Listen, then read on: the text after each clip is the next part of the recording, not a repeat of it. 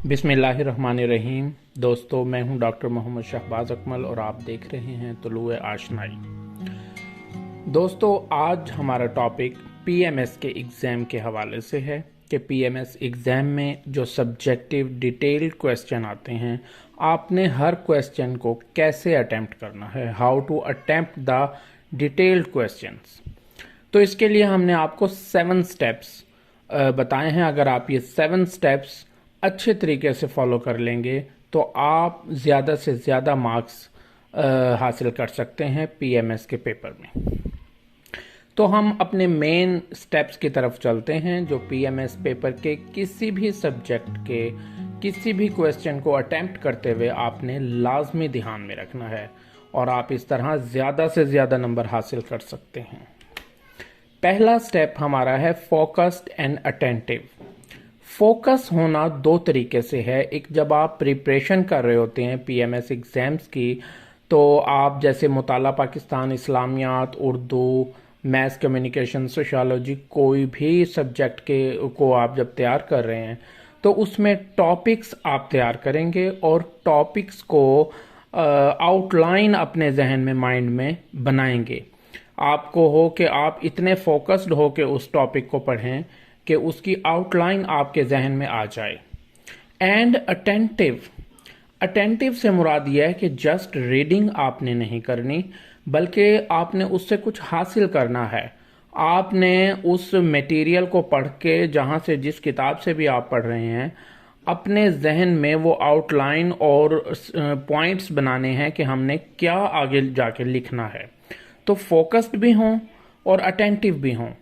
दूसरा फोकस ये है कि आप जब कमरा इम्तिहान में बैठे हों और क्वेश्चन पेपर आपको दे दिया जाए, तो उस वक्त आपने अपनी तमाम तर तवज्जो मरकूज़ करनी है अब उस क्वेश्चन की तरफ, और आपने इधर उधर की तमाम सोचें ख़त्म कर देनी है। और इसमें यह है कि आपने नर्वस नहीं होना, बिल्कुल आपने इसमें बिल्कुल टेंशन ना आने दें, क्योंकि उससे ये होगा आपका फोकस, जो फोकल पॉइंट है, वो ख़राब हो जाएगा।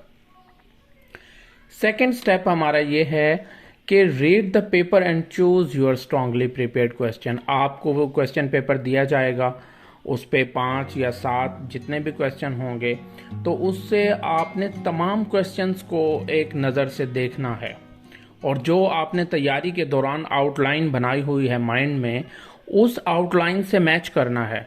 तो जो क्वेश्चन आपको लगे कि ये मुझे ज़्यादा अच्छे तरीके से आता है, इसके मैंने ज़्यादा पॉइंट्स अपने माइंड में तैयार किए हुए हैं, तो आप उस क्वेश्चन की तरफ जाएं और पहला क्वेश्चन उसको अटेम्प्ट करना शुरू करें। अब कैसे अटेम्प्ट करेंगे? हमारा नेक्स्ट जो है, आपने रफली अपने माइंड में बना लेनी है आउटलाइन इसकी। Make outline for the question in your mind. आपने, या तो अगर आपके पास कोई रफ अमल है तो आपने उस रफ अमल पे कुछ पॉइंट्स लिख लेने हैं कि इस सवाल में मैंने ये पॉइंट्स क्लियर करने हैं, तो वो एक आउटलाइन का काम करेंगे आपके इसमें, आपके पेपर में। तो आपने थोड़ा सा पानी की सिप भी लेनी है, क्योंकि ये आपको नफसियाती तौर पे सपोर्ट करेगा और आपको जहनी तौर पे रिफ़्रेश कर देगा। तो जब आप पानी के 2-3 सिप पी लें और आउटलाइन भी आपने क्वेश्चन की अपने माइंड में बना ली, कौन कौन से पॉइंट इस क्वेश्चन में लिखने हैं वो भी आपने बना लिए, नेक्स्ट स्टेप आपने ये करना है कि रेलिवेंट एंड अट्रैक्टिव हेडिंग्स, आपने उस रफ अमल में ये करना है कि आपने हेडिंग्स बड़ी अच्छी और जानदार बनानी है। अब जब आप क्वेश्चन को अटेम्प्ट करना शुरू करें तो आपकी हेडिंग्स ऐसी हों कि जो पेपर चेक करने वाला है, पेपर चेकर है, वो आपकी हेडिंग से ही मुतासिर हो जाए। रेलिवेंट से मुराद ये है कि आपकी हेडिंग में उस सब्जेक्ट की ज़बान आनी चाहिए, लैंग्वेज आनी चाहिए। जैसे मैथ्स कम्युनिकेशन है, मैथ्स कम्युनिकेशन में बहुत सारी, जैसे इसका कॉलम होता है और इसमें मुख्तलिफ राइटिंग्स होती हैं, सुर्खियाँ, तो उसकी एक अपनी ज़बान होती है अखबार की, میس میڈیا کی اپنی زبان ہے، سوشیالوجی کی اپنی زبان ہے، اسلامیات اگر آپ کسی بھی ٹاپک کو زکوٰۃ، روزہ، حج، نماز اس میں لے رہے ہیں تو اس کی ایک مخصوص مذہبی لینگویج ہوتی ہے، تو یہ بالکل اس سے ریلیونٹ ہو، اور آپ کی ہیڈنگ روایتی نہیں ہونی چاہیے۔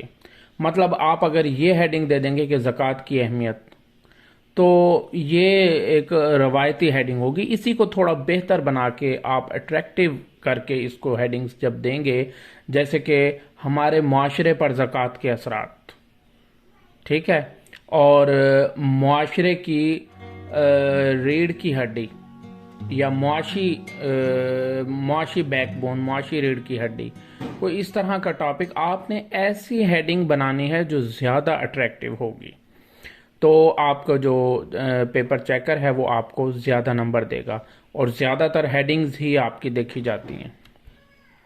پھر جب آپ ہیڈنگز کے اندر میٹیریل پوٹ کریں گے، اس کا متن لکھیں گے، ٹیکسٹ لکھیں گے، تو اس پہ آپ نے use particular and targeted terminologies. یہ بڑی اہم بات ہے کہ جب آپ کسی بھی سبجیکٹ کو لیتے ہیں تو اس کی مختلف ٹرمینالوجیز ہوتی ہیں، اس کے مختلف ایبریویشنز ہوتے ہیں سبجیکٹ کے، تو آپ نے اس کو لازمی ایڈ کرنا ہے اپنے ٹیکسٹ کے اندر۔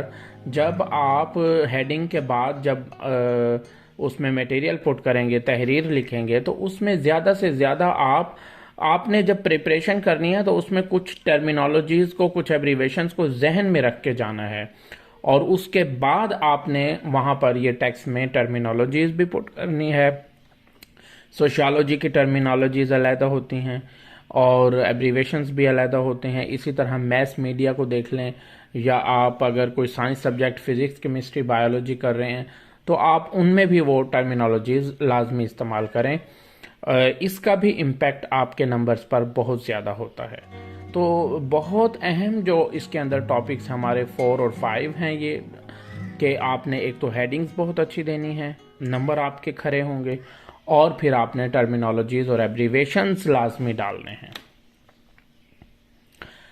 اس میں جو ہمارا اگلا ہے پوائنٹ، وہ ہے always put up the facts and figures, graphs and diagrams. جب آپ کوئی ٹاپک پریپریشن میں تیار کر رہے ہوں گے اپنے پریپریشن پیریڈ میں، تو اس میں آپ نے کچھ ایسے تیاری کرنی ہے کہ جیسے آپ ریسرچ کر رہے ہوں۔ جیسے آپ ایجوکیشن کے ٹاپک پہ کوئی تیاری کر رہے ہیں تو اس میں آپ نے شرح خواندگی دیکھنی ہے، کتنی شرح خواندگی ہے، یا آپ نے یہ دیکھنا ہے کہ ڈسٹرکٹ وائز شرح خواندگی کیا ہے، کتنے پرسنٹ خواندگی بڑھ گئی ہے۔ آپ اگر پاورٹی پہ کام کر رہے ہیں تو اس میں بھی دیکھنا ہے کہ کتنی فیصد غربت ہے، کس ایریے میں کیا غربت ہے۔ پھر آپ اس کو گراف بھی ایک آدھ تیار کر کے جائیں گے کہ آپ نے یہ گراف بتانے ہیں کہ گراف اس کے جو ہے نا وہ کیسے ہیں، یعنی یہ تمام صورتحال گراف سے بھی واضح ہو جائے، تو یہ ایک اور زیادہ ایک پلس پوائنٹ ہوتا ہے آپ کے کویسچن کی طرف۔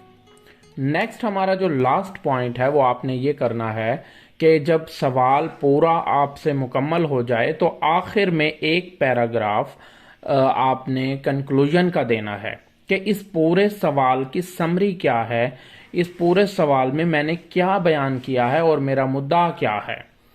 جو پیپر چیکر ہوتا ہے وہ سوال کے آخر کو لازمی پڑھتا ہے اور وہ دیکھتا ہے کہ سوال کے اختتام میں اس نے سمری جو لکھی ہے اس نے بتا دیا ہوگا کہ پورے سوال میں یہ کیا بیان کر رہا ہے۔ تو ہمارے اکثر بہت سارے اس میں جو کینڈیڈیٹس ہوتے ہیں وہ لکھتے ہی نہیں ہیں، پی ایم ایس ایسپائرنٹس آخر میں سوال کی سمری لکھتے ہی نہیں ہیں، تو وہ بڑا اس سے آپ کے پھر نمبر پر اثر انداز ہوتا ہے۔ آپ نے ان دا نیٹ شیل کر کے وہ لازمی کنکلوژن لکھنا ہے، اور اس سمری کا سارا خلاصہ ماخذ ایک پیرے سے زیادہ نہ ہو۔